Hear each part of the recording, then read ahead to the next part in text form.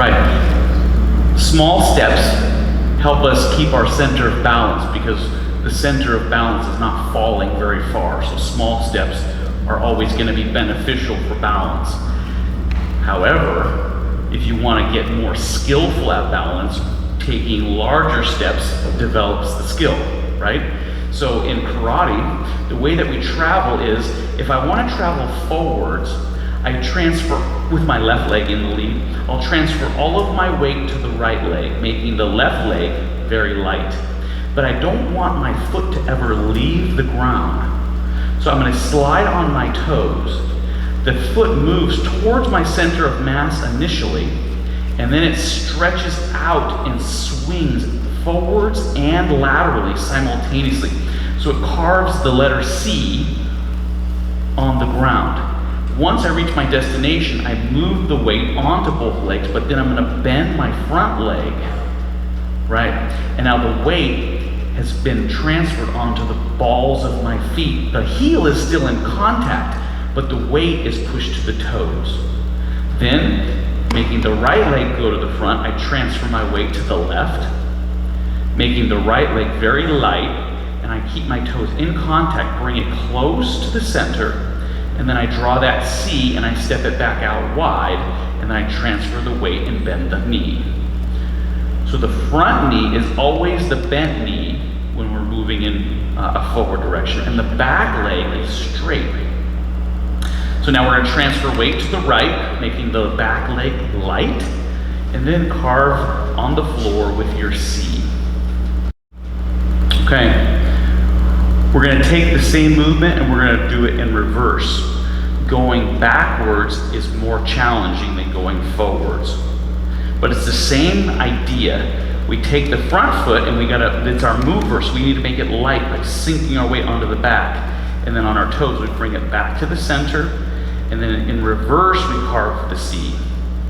Now as we transfer to the back foot, we still keep the bend on the front leg. Now the front leg is our mover, so it needs to become light, so we shift our weight to the back, bring it in close, and then we step backwards, again bending the front leg. Very good.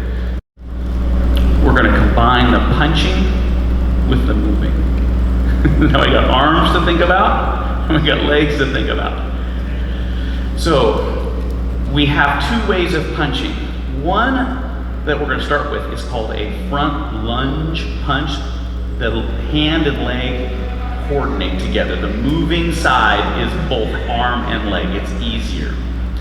So let's go ahead and start with the left leg as our moving leg. It's going to go forwards, and the left hand's going to start at the hip, upside down, and we're going to do our footwork first.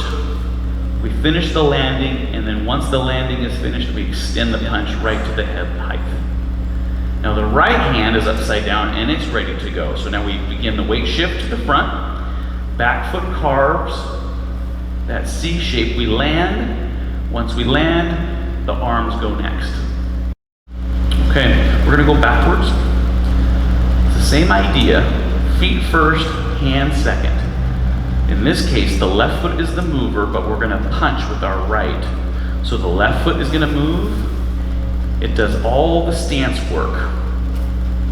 Once it's done, we release the front hand to punch.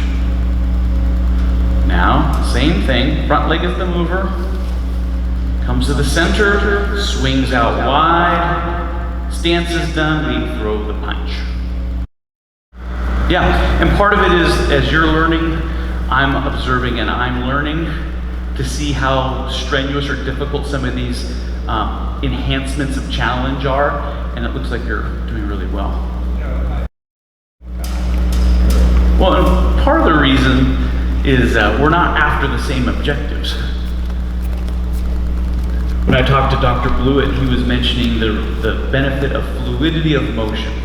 And when we have a movement that has a complete stop, that allows that nice crisp quality, and part of what makes it shine is that your body is still.